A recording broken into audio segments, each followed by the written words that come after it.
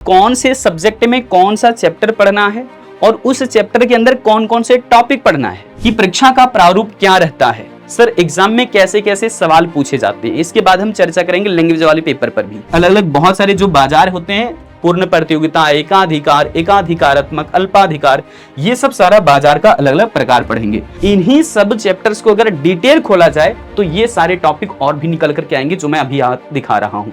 Hello बच्चों, क्या हाल चाल और कैसे हैं आप सभी। उम्मीद करते हैं आप सभी स्वस्थ होंगे, मस्त होंगे। स्वागत है सभी बच्चों का एक नए सिलेबस के अपडेट में। देखिए यूपी बोर्ड के बच्चों के लिए और खास करके क्लास 12 के बच्चों के लिए आज कंप्लीट सेशन एक बार तो देखना बनता है, क्योंकि सिलेबस बिल्कुल जो नया होगा या फिर क्या क्या बदलाव हुए 2027 जो हम लोग बोर्ड पेपर देने जा रहे हैं, तो उसके लिए पूरा बात आपको समझना होगा हर एक सब्जेक्ट के लिए।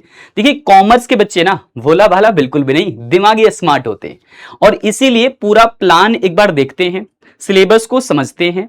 क्योंकि सिलेबस बिल्कुल एक मैप की तरह है, गूगल मैप की तरह। जैसे गूगल मैप पे पता चलता है ना कहाँ किसका घर है, कहाँ किसका दुकान है, कहाँ किसका ऑफिस है, तो इस तरीके से ही जो है वो सिलेबस में डिजाइन किया जाता है हर एक चीज, कि कौन से सब्जेक्ट में कौन सा चैप्टर पढ़ना है और उस चैप्टर के अंदर कौन कौन से टॉपिक पढ़ना है। तब जाकर के खुलासा होता है कि आखिर किस चैप्टर में ज्यादा मेहनत है, किस में ज्यादा प्रैक्टिस करने होंगे, किससे ज्यादा एमसीक्यू जाएंगे, किससे ज्यादा लॉन्ग क्वेश्चन आएंगे। तो ये सारी जो वैरायटी आप सुन रहे हैं अभी, ये सब कुछ आप समझ पाते हैं सिलेबस को डिटेल में समझने के बाद। तो देखिए यहां पर यूपी बोर्ड के बच्चों के लिए हम बातचीत कर रहे हैं और कॉमर्स जो क्लास 12 के बच्चे स्पेशली हैं उनके लिए यही सारा जो सब्जेक्ट है जनरली बच्चे लेते हैं। जैसे कि अकाउंट्स अपना तो कंपलसरी पेपर हो जाता है और बिजनेस स्टडीज, लेकिन यहां पर फिर बहुत सारे बच्चों का इकोनॉमिक्स पेपर है, इंग्लिश का पेपर है लैंग्वेज में और हिंदी का पेपर है। इन सभी सब्जेक्ट के सिलेबस पर आज हम लोग डिटेल में चर्चा करने वाले हैं। पहला बात करते हैं कि अगर कोई बच्चा सिलेबस डाउनलोड करना चाहता है यूपी बोर्ड का, तो आप इस वाले साइट पर जो हो चले जाना, इस साइट पर चले जाकर के आप सिलेबस को डाउनलोड कर पाएंगे। उसके बाद आप यहां पर देखेंगे तो पहले हम बात कर रहे हैं आपके अकाउंटेंसी वाले सिलेबस पर। अब एनसीईआरटी देखिएगा दो भाग में आपका यहां पर दिखेगा। एक आप देखेंगे अकाउंटेंसी जो पार्ट 1 है ये आपका, तो यहां पर लिखा हुआ है not for profit organisation and partnership accounts. ठीक है जी, तो ये आपके जो वो एक भाग यहां पर हो गया। दूसरा भाग देखेंगे तो यहां पर कंपनी अकाउंट्स का जो है दूसरा भाग दिख रहा है। इसके बाद यहां पर देखेंगे इनमें चैप्टर्स की अगर हम बात करें यूपी बोर्ड के सिलेबस के अनुसार बात करना, क्योंकि अलग अलग किताबें क्या करते हैं ना, चैप्टर्स को अलग अलग तोड़ देता है। किसी में 4 चैप्टर बना दिया, किसी में 6 चैप्टर बना दिया, किसी में 10 चैप्टर बना दिया। लेकिन आप यूपी बोर्ड का ऑफिशियल सिलेबस देखते हैं तो यहां पर आपको पहला मिल जाएगा चैप्टर क्या, तो साझेदारी लेखांकन यानी कि पार्टनरशिप अकाउंटिंग। यहां पर बेसिक कंसेप्ट रहते हैं, तो ये बातें आपको समझ आ गया है। और 6 नंबर का पहला चैप्टर होता है। दूसरा चैप्टर है साझेदारी फर्म का पुनर्गठन, है ना। इसमें साझेदार के प्रवेश की बात करेंगे कि पार्टनरशिप का एडमिशन कैसे होता है, और यहां पर जो वो एडमिशन फॉर पार्टनरशिप जब पढ़ रहे हैं तो सब कुछ आपको डिटेल में क्लासेस में बताए भी जाते हैं। तो ये चैप्टर चूंकि 13 नंबर का है। और उसके बाद शुरुआत हो जाता है फिर साझेदारी फर्म का पुनर्गठन, जिसे हम साझेदार की सेवानिवृत्त और मृत्यु की स्थिति में समझने की कोशिश करते हैं कि पार्टनर्स का अगर डेथ हो गया तब क्या, है ना, और पार्टनर रिटायरमेंट के टाइम क्या, ये सब जो है वो अलग अलग केस बनते हैं। फिर यहां पर साझेदारी फर्म का विघटन, जिसे हम यहां पर बात कर रहे हैं कि ये बहुत इंपॉर्टेंट है, क्योंकि ये भी आप देखेंगे 13 नंबर का चैप्टर है। तो यहां पर आपको समझ आ गया होगा कि इस पहले वाले भाग में ऑफिशियल सिलेबस के अनुसार पहले वाले भाग में देखोगे 6 नंबर, 13 नंबर, 13 नंबर, 13 नंबर। तो इस तरीके से टोटल आपके 45 अंक के जो हो केवल इस वाले भाग से आ रहे हैं। फिर देखेंगे दूसरा वाला भाग में, तो यहां पर अंश पूंजी के लिए लेखांकन, है ना, यहां पर इक्विटी की बातें करते हैं। तो ये भी चैप्टर अपना जो हो 13 नंबर का हो जाएगा। इसके बाद ये देखोगे ऋण पत्रों का निर्गमन यानी कि इश्यूज ऑफ डिवेंचर्स बोलते हैं इसको, तो ये 12 नंबर का चैप्टर आपका रहने वाला है। और फिर कंपनी का वित्तीय विवरण की बात करेंगे, तो कंपनी का फाइनेंशियल स्टेटमेंट को देखेंगे, ये भी आपका एक बड़ा चैप्टर है। ठीक है, 12 नंबर का। फिर आप देखोगे यहां पर अकाउंटिंग रेशियो का, जिसको हम एनालिसिस, रेशियो एनालिसिस बोलते हैं, तो यहां पर ये चैप्टर जो है 9 अंक का है। और फिर लास्ट में देखते हुए एक और चैप्टर जिसको रोकड़ प्रवाह विवरण कहते हैं, कैश फ्लो स्टेटमेंट बोलते हैं। तो ये अपना जो है 9 अंक का चैप्टर हो जाता है। टोटल यहां पर जो 55 अंक दिख रहे हैं।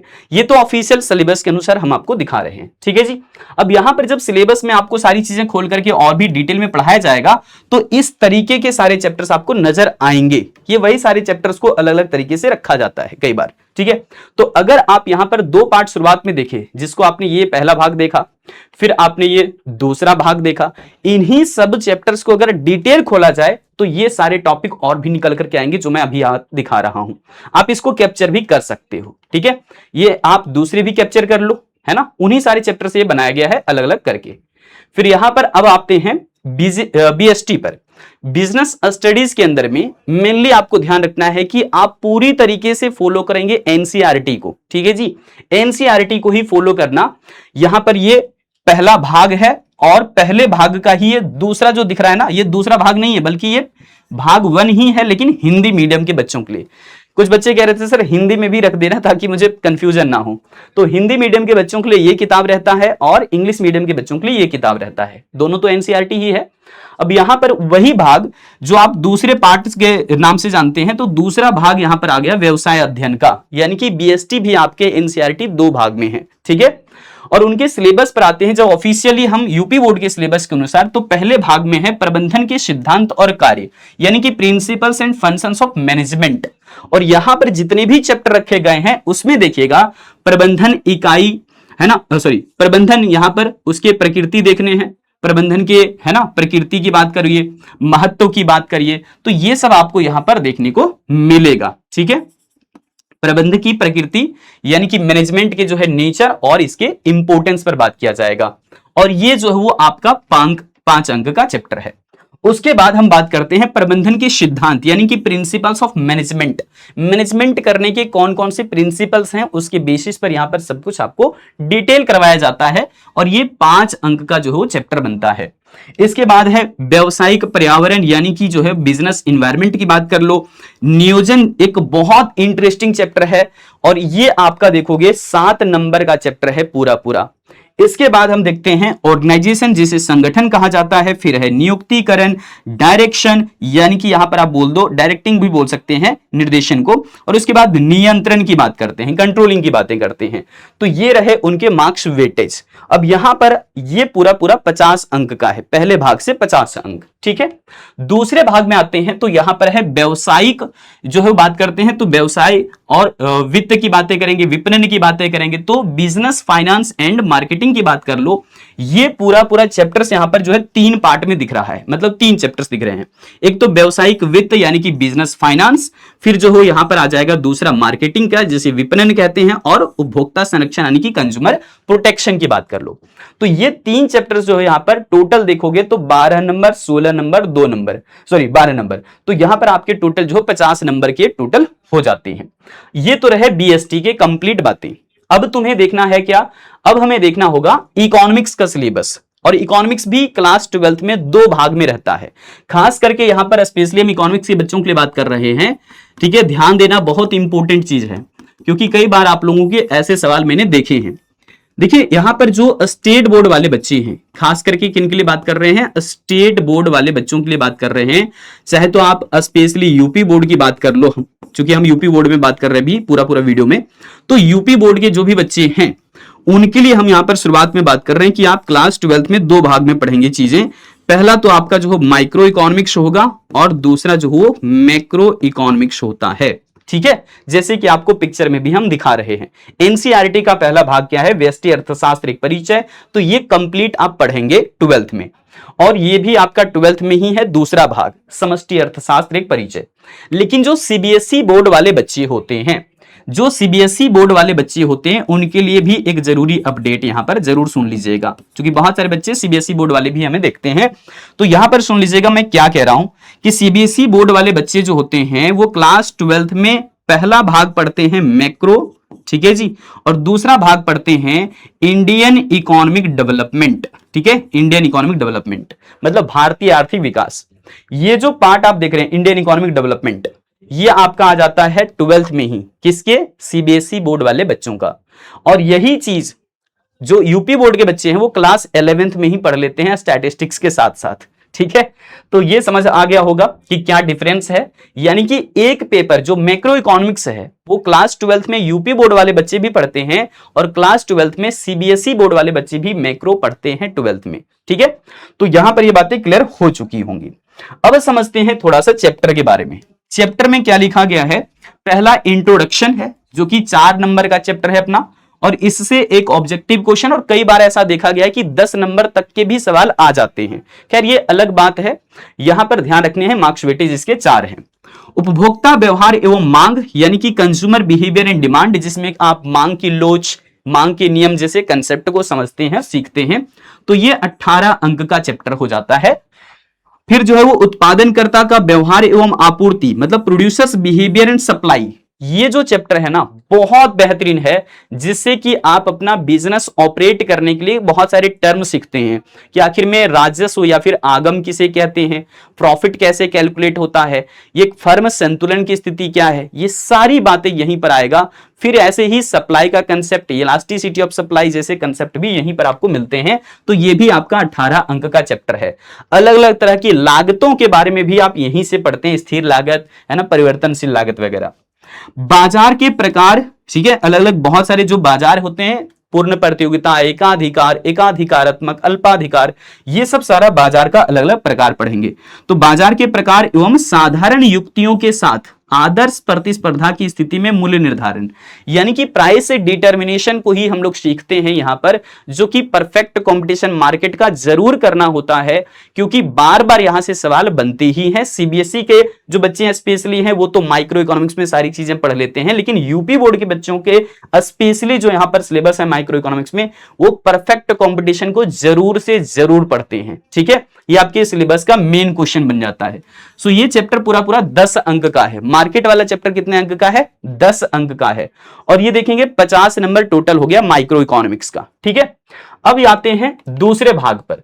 दूसरे भाग का नाम है परिचयात्मक बृहत अर्थशास्त्र, यानी कि मैक्रो इकोनॉमिक्स। बृहत को यहां पर समष्टि अर्थशास्त्र भी कह सकते हैं, लेकिन इसमें सबसे पहला चैप्टर आपको मिल रहा है राष्ट्रीय आय एवं पूर्ण योग, यानी कि national income and it's aggregate.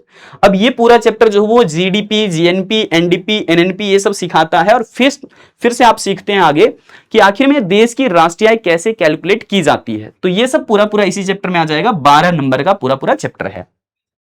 मुद्रा एवं बैंकिंग अगला चैप्टर है, और ये देखेंगे आप यहां पर 8 नंबर का चैप्टर है, जिसमें कि आप वस्तु विनिमय प्रणाली, मुद्रा क्या है, बैंक क्या है, व्यवसायिक बैंक यानी कि वाणिज्य बैंक किसे कहते हैं, कॉमर्शियल बैंक क्या है ना, यही पढ़ते हैं। फिर सेंट्रल बैंक के बारे में, यानी कि केंद्रीय बैंक क्या है, वो कैसे कार्य करता है, ये सब कुछ यहीं पर आप पढ़ते हैं। फिर आ जाता है आय एवं रोजगार का निर्धारण। अब रोजगार की बातें सुन करके ऐसा मत समझना कि बिल्कुल थ्योरेटिकल पार्ट है, ऐसा बिल्कुल भी नहीं है, क्योंकि ये पूरा पूरा फॉर्मूला और डायग्राम बेस्ड चैप्टर है। सो यहां पर आप पूरे पूरे अंक भी हासिल कर पाते हैं, क्योंकि ये बड़ा चैप्टर है 14 नंबर का, और ये एक अकेला चैप्टर ऐसा है जो कि मैथमेटिकल अप्रोच के साथ, डायग्रामेटिक कंसेप्ट के साथ पूरा पूरा चल रहा है शुरुआत से लेकर के अंत तक। सरकारी बजट एवं अर्थव्यवस्था, यानी कि government budget and the economy. अब यहां सरकार बजट क्यों बनाती है, बजट बनाने के क्या उद्देश्य हैं, इस तरह के कंसेप्ट को सीखते हैं, और साथ साथ में ये भी जानते हैं कि राजस्व घाटा, राजकोषीय घाटा, प्राथमिक घाटा जैसे कंसेप्ट क्या हैं। भुगतान संतुलन, जिसे बैलेंस ऑफ पेमेंट कहते हैं, ये एक तरह की रिलेशन को बताता है कि एक देश का व्यापारिक संबंध दूसरे देश के साथ कैसा है। तो आयात निर्यात की सारी बातें पढ़ते पढ़ते हम लोग यहां पर यह भी पढ़ते हैं कि विदेशी विनिमय दर का निर्धारण कैसे होगा, फॉरेन एक्सचेंज रेट का डिटर्मिनेशन कैसे किया जाता है। तो यह चैप्टर अपना 8 नंबर का है, और टोटल जोड़ेंगे तो 50 नंबर का यहां पर चैप्टर बन गया पूरा पूरा मैक्रो इकोनॉमिक्स, ठीक है जी। अब आते हैं फिर हम एग्जामिनेशन प्रारूप पर, कि परीक्षा का प्रारूप क्या रहता है, सर एग्जाम में कैसे कैसे सवाल पूछे जाते हैं। इसके बाद हम चर्चा करेंगे लैंग्वेज वाले पेपर पर भी। तो देखिए सबसे पहला बात है कि क्वेश्चन यहां पर 10 रहता है, जो शुरुआत में क्वेश्चन 1 से लेकर के 10 तक, क्वेश्चन संख्या 1 से लेकर के 10 तक ऑब्जेक्टिव क्वेश्चन रहते हैं, बहुविकल्पीय प्रश्न रहते हैं, और ये एक नंबर का सवाल रहता है। एक प्रश्न का सही जवाब देने पर 1 नंबर मिलता है, और अगर आप छोड़ देते हैं, प्रश्न का जवाब नहीं देते हैं या फिर गलत जवाब दे दिया, तो उसके लिए नंबर नहीं कटते हैं। यहां पर बोर्ड पेपर में आपके नेगेटिव मार्किंग नहीं होती है। बात करें अगर हम दूसरा, तो प्रश्न संख्या 11 से लेकर के 18 तक जो वो अति लघु उत्तरीय प्रश्न होते हैं, यानी कि very short answer type question होता है, जो कि आप देख रहे हैं प्रत्येक क्वेश्चन 3-3 नंबर का होगा। प्रत्येक क्वेश्चन 3-3 नंबर का होता है, बहुत सटीकता के साथ लिखना होता है। जैसे कि आपने जो अपने बड़े भैया बड़ी दीदी से हमेशा सुना होगा कि मैं किस तरीके के कंटेंट यहां पर देता हूं। उसके बाद 19 से लेकर के 24 तक की अगर हम बात करें, प्रश्न संख्या 19 से लेकर के 24 तक लघु उत्तरीय प्रश्न होते हैं, शॉर्ट आंसर टाइप क्वेश्चन होता है। और ये आप देखोगे 6 नंबर का जो वो सवाल प्रत्येक होता है, प्रत्येक सवाल 6-6 अंक का होता है। ठीक है, प्रश्न संख्या 19 से लेकर के 24 तक का। और उसके बाद 25 से जो है शुरुआत जो क्वेश्चन होते हैं 27 क्वेश्चन तक यहां पर पूरा बात करें तो 25, 26, 27 यानी कि 3 क्वेश्चन ऐसे होते हैं और उसमें अथवा में भी प्रश्न रहेगा। तो यहां पर प्रत्येक प्रश्न के साथ अथवा रहेगा। 25 नंबर में एक अपना क्वेश्चन जनरल जो क्वेश्चन रहता है उसका फिर अथवा वाला क्वेश्चन, 26 नंबर क्वेश्चन आएगा उसका भी अथवा, 27 नंबर क्वेश्चन उसका भी अथवा। तो इस तरीके से यहां पर जो वो 25 से लेकर के 27 नंबर क्वेश्चन तक देखेंगे तो दीर्घ उत्तरीय प्रश्न है, लॉन्ग आंसर टाइप क्वेश्चन है और ये प्रत्येक प्रश्न 10-10 नंबर का रहेगा, यानी कि 3 क्वेश्चन जो 10-10 नंबर वाले रहते हैं। तो ये तो रहा पूरा एग्जामिनेशन पैटर्न, समझ गए होंगे। अब आते हैं इंग्लिश वाले लैंग्वेज पर, यानी कि इस वाले पेपर पर पूरा बात करें हम तो ये टीचर्स आपको जैसे कहते हैं ना वैसे ही फॉलो करना, क्योंकि आपके सिलेबस में भी ऐसा ही रिकमेंड किया गया है, मैं दिखाऊंगा आगे। अब इसके पार्ट समझ लेते हैं। क्लास 12th में और यूपी बोर्ड के बच्चों का इंग्लिश वाले पेपर में देखें, पूरा पेपर तो 100 नंबर का सारा पेपर है, इसमें कहीं पर भी कोई दूसरी राय है ही नहीं। तो पहला जो सेक्शन होता है वो होता है रीडिंग सेक्शन। इसमें जो है वो आपको देखो यहां पर एक लॉन्ग जो है वो अनसीन पैसेज दे दिया जाता है और इससे जो है 4 शॉर्ट क्वेश्चन आपको पूछ लिए जाएंगे। 4 क्वेश्चन 3-3 नंबर का पूछ लिया जाता है, मतलब 12 नंबर यहां से आप हासिल कर सकते हैं सही जवाब दे करके। शॉर्ट आंसर टाइप क्वेश्चन होता है।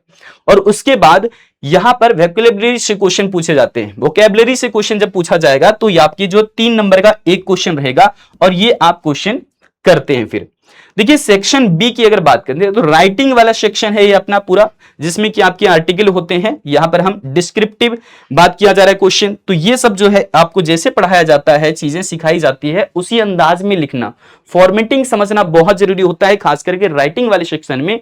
और ये बहुत सुपर तरीके से कर सकते हैं, जिसमें कि निधि मैम आपको डिटेल में समझाती है हर एक बातें। ठीक है जी, ध्यान रखना। फिर यहां पर हम बात करेंगे कि हम लोग कैसे लेटर लिख सकते हैं, है ना। तो लेटर टू एडिटर बहुत फेमस क्वेश्चन यहां से एक बन जाता है आपका। फिर जो वो आप यहां पर भी देखेंगे कंप्लेन वाला लेटर कैसे लिख सकते हैं, या फिर जो बिजनेस लेटर कैसे लिख सकते हैं, ये सब सारा आपको सिखाया जाता है क्लास के दौरान ही। तो ये सब ध्यान रख करके उसके अभ्यास करने होंगे। अब यहां पर आ जाते हैं ग्रामेटिकल पोर्शन पे। सेक्शन सी में ग्रामर वाला पोर्शन आ जाता है, जिसमें कि आपको पता ही है वही सारा जो है चीज जो आप लोग बार बार सुनते हो चीजें कि हमें ट्रांसफॉर्मेशन की बातें करनी हो, या फिर इसी प्रकार के जो वो एंटोनिम्स वगैरह पढ़ना हो, या फिर वन वर्ड सब्स्टिट्यूशंस पढ़ना हो, ये सब सारी चीजें आ जाएंगी आपके यहाँ पर ग्रामर में, जो कि आप देखोगे। अच्छा, सेंटेंस वाले भी क्वेश्चन आते हैं, है ना। 7 से 8 सेंटेंसेस यहाँ पर जो बनाने के लिए जो ट्रांसलेशन वाली बातें होती है ये भी आपसे पूछा जाता है, जो कि बेसिक होती है। तो आप जो है यहाँ पर ग्रामेटिकल पोर्शन पर पकड़ बनाएंगे, भाप्स वगैरह सीखेंगे तो निश्चित तौर पर आप कर लेंगे। और क्लास 11th में भी आपने कुछ ना कुछ जो है इसके ऊपर पढ़ रखा होगा, जो कि बेसिक ग्रामर होगी वहां पर। ठीक है, अब सेक्शन डी में आते हैं तो इसमें लिटरेचर वाली बात है, जो कि अपनी पूरा किताब का चीज आ जाएगा। ठीक है, इसमें 2 किताब होती है।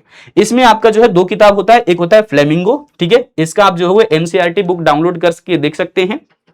अब इसमें जो भी यहां पर बातें हैं देखो, 2 यहां पर शॉर्ट क्वेश्चन पूछा जाता है आपसे, और प्रत्येक क्वेश्चन जो हो 4-4 नंबर का होगा। 4-4 नंबर का 2 क्वेश्चन हो गया तो 8 नंबर यहां से आपके आ जाएंगे। ये फ्लेमिंगो वाली पहली बुक है। उसके बाद एक लॉन्ग क्वेश्चन भी आपसे पूछा जाता है, जो कि लॉन्ग क्वेश्चन आपका जो है 7 नंबर का लॉन्ग क्वेश्चन होगा। इसके अलावा यहां पर पोएट्री वाले सेक्शन में देखते हैं तो 3 यहां पर क्वेश्चन पूछे जाएंगे, जो कि शॉर्ट आंसर टाइप क्वेश्चन रहेंगे। और ये किस पर बेसिस पूछा जाता है, तो based on the given poetry. ठीक है, जो आपको कुछ एक पूरा पोएट्री रहती है ना, उससे कुछ एक चीजें वर्ड निकाल करके, जैसे 4 लाइन निकाल करके ही अलग कर लिया जाता है और उसी से क्वेश्चन बना दिया जाता है। ठीक है, तो उसके बेसिस पर आपके सवाल बनते हैं। और एक क्वेश्चन पूछा जाता है सेंट्रल आइडियाज का, कि आखिर में कोई आपने जो पोएम पढ़ा उसके जो केंद्र बिंदु क्या है, वो क्या समझाना चाहता है, किस चीज को एक्सप्रेस कर रहा है, इसके बारे में पूछा जाता है। तो ये जो है 4 नंबर के क्वेश्चन होते हैं। ठीक है, और फिर सप्लीमेंट्री रीडर की अगर बात करें, यहां पर जो विस्टास अपना दूसरा किताब है उसकी हम बात कर रहे हैं। पहला तो आपने फ्लेमिंगो देख लिया और दूसरा जो विस्टास, तो इससे आपके जो वो रहते हैं 2 शॉर्ट आंसर टाइप क्वेश्चंस, और प्रत्येक क्वेश्चन फिर से वैसा ही 4-4 नंबर का रहेगा, दोनों क्वेश्चन तो 8 नंबर यहां से हो गए। 1 लॉन्ग आंसर टाइप क्वेश्चन रहता है तो ये आपका फिर 7 नंबर हो गया। तो ये कंप्लीट आपका जो है पूरा पूरा पोर्शन हमने बता दिया। अब हम फ्लेमिंगो वाली जो है वो उसके पूरी अलग अलग चीजों को अगर देखें, जो हमारी कहानियां हैं इनके अंदर, उसको ही अलग रखा गया है। जैसे कि द लास्ट रिलेशन बहुत पॉपुलर रहा है हमेशा से, हम लोगों ने जब से पढ़ाना शुरू किया था, हम तो 2015 में पढ़े हुए थे 12th में, तब देखे कि ये लास्ट रिलेशन वाली जो बातें हैं वो तब से ही ये सिलेबस में रखा गया है। इसके अलावा लोस्ट स्प्रिंग है, डीप वाटर एक बहुत अच्छी कहानी आपको सिखाया जाएगा यहाँ पर कि पानी के डर से कैसे हम बाहर निकल सकते हैं। उसके बाद रेड रैप चूहादानी की जो है बातें पूरी पूरी समझाई जाएगी। इंडिगो कैसे जो है गांधी जी ने जो वो राजकुमार शुक्ला के साथ वो रिलेशन क्रिएट किया, और फिर जो वो चंपारण वाली पूरी कहानी सीखोगे। तो ये ऐसे ऐसे चैप्टर्स हैं यहाँ पर, बहुत मजा आने वाला है, बहुत इंटरेस्टिंग चैप्टर्स हैं सारे। और फिर आप जो है पोएट्री वाले सेक्शन में आते हैं तो आपके फेमस यहां पर चीजें रखी गई, जैसे माई मदर एट 66, है ना, मेरी माँ जो वो यहाँ पर 66 साल की हो चुकी है, 66 ईयर्स की हो चुकी है, और वो कमला दास ने लिखा। तो इस तरह की सारी बातें आपको पढ़ाई जाएंगी डिटेल में। कीपिंग पोएट की बात करें अगर, यहाँ पर पेबलर नेरुदा ने लिखा, फिर जो थिंक ऑफ ब्यूटी, फिर जो रोड स्टैंड। तो ये सब सारी चीजें जो आप देख रहे हो यहाँ पर सिलेबस के अंदर में। और एक तो कहानी पढ़ने वाले हो किसके बारे में पता है आपको, ठीक है, तो ये देखो यहाँ मजा आने वाला है, क्योंकि अंट जेनिफर्स के बारे में आप समझोगे। एक बहुत अच्छी कहानी है, डिटेल में आप इतना जान लो कि ये सारे वो सेक्शन रखे गए हैं जो आप इंटरेस्ट भी पाओगे और साथ साथ में अपना नंबर भी पाओगे, क्योंकि जब इंटरेस्ट आ जाता है तो हम सटीक तरीके से लिखना भी सीख जाते हैं और सही जवाब देना भी सीख जाते हैं। तो वही तरीका यहां पर इंग्लिश में रहने वाला आपका। और फिर आप देखोगे इसमें जो सप्लीमेंट्री रीडर हमने जो बताया, इसमें भी द थर्ड लेवल एक आपकी यहाँ पर कंप्लीट कहानी आ जाएगा, जो वो टाइगर किंग के बारे में आपको कंप्लीट कहानी आ जाएगा। और फिर जो वो इसी प्रकार के भरे पड़े हैं जो पूरी पूरी। एक जबरदस्त कहानी एक और है, मेमोरीज ऑफ चाइल्डहुड, ये भी आपको बहुत अच्छा लगने वाला है। और एक तो यहां पर जो वो द एनिमी की वाली जो पूरी पूरी कहानी होगी, ये भी आपको बहुत बढ़िया लगेगा। वैसे तो सारे इंटरेस्टिंग है, मेरे हिसाब से मैंने आपको बता दिया है कि इंटरेस्टिंग कौन सी है। हालांकि यहां पर एक चीज जो मैंने शुरुआत में बोला वो ये है कि no book has been prescribed, यहां पर कोई भी बुक का जिक्र नहीं किया गया आपके सिलेबस में। यह भी कह रहा है कि ग्रामर के लिए हम कोई रिकमेंडेशन नहीं दे रहे हैं, आपके सिलेबस में ही कह रहा है, ये मैंने नहीं लिखवाया है, ये आपके सिलेबस में ही था। और कह रहा है कि students can select any book, कोई भी आप बुक का रिकमेंडेशन ले सकते हैं, जो भी आपको टीचर सजेस्ट कर दें, उन्हीं टीचर से जिनसे आके आप पढ़ रहे हैं, जिन पर आपको ट्रस्ट है, जिनके जो वो आपको बातें अच्छी लगती है कि हाँ ये समझाते हैं तो मुझे जल्दी समझ में आ जाता है, तो उनसे ही आप चीजें पढ़िए। चाहे तो आप कहीं से भी पढ़ रहे हो, बस उनसे बुक सजेस्ट करवा लेना कि कौन सी बुक फॉलो करें, ठीक है जी। अब यहां पर हिंदी वाली बातें करेंगे, है ना, हिंदी अपनी मातृभाषा, तो उससे जो है वो सामान्य हिंदी का पूरा पूरा जो सिलेबस है वो आपको हम एक बार दिखा तो दे रहे हैं यहाँ पर, जिसमें कि आपको गद्य पद होते हैं, ठीक है जी। फिर इसमें जो आपको कुछ ऐसे गद्यांश देकर के सवाल पूछ लिए जाते हैं, या फिर मैं बात करूं यहाँ पर दूसरे भाग का, जैसे तो खंड ये से जो 50 नंबर के क्वेश्चन क्या क्या रहेंगे, आप इसको कैप्चर एक बार कर सकते हो। सर आपको बहुत डिटेल में समझाते रहते हैं, ठीक है। जैसे कि मैंने कई बार देखे हैं कि सर कहते रहते हैं भारतेंदु युग, है ना, हमारे राजेंद्र सर आपको हिंदी कंप्लीट बहुत डिटेल में पढ़ाते हैं भैया, जबरदस्त पढ़ाते हैं। पूरे भारत में जो आपकी इनकी जो वो हर एक कंटेंट इतने मजेदार बना देते हैं कि कभी फील ही नहीं होता कि सर हम कोई हिंदी जैसे सब्जेक्ट पढ़ रहे हैं जिसमें बच्चा कहता है कि सर हम तो पास हो जाएंगे, बट सर जब लिखने जाते एग्जाम तो पता नहीं चलता कि कैसे आंसर राइटिंग करें। तो वो पूरी फॉर्मेटिंग समझाते हैं, पूरा स्टाइल लेकर के जाते हैं, उसी अंदाज में लिखने के लिए समझाते हैं जिस अंदाज में पेपर में लिखा जाता है। तो बहुत जबरदस्त आपको पढ़ाने वाले हैं राजेंद्र सर इसमें, हिंदी वाले पूरा पूरा सब्जेक्ट। और फिर मैं यहां पर बात करता हूं, एक बार मैं पूरे पूरे सिलेबस दिखा देता हूं। खंड ख में जाएंगे यानी कि दूसरे भाग में जाते हैं, तो यहां पर भी जो है पाठ्यक्रम में निर्धारित संस्कृत पद भी एक रखा गया है, मैं आगे दिखा दूंगा, ठीक है जी। और ये जो है वो काव्य से भी आपके सवाल रहते हैं, जैसे कि आपको यहां पर मैं बात करूं तो कुछ कुछ टॉपिक्स जो देखोगे, श्रृंगार है, करुण है, हास्य है, वीर एवं शांत रस है, तो इस तरह के जो है आपको टॉपिक्स मिलने वाले हैं।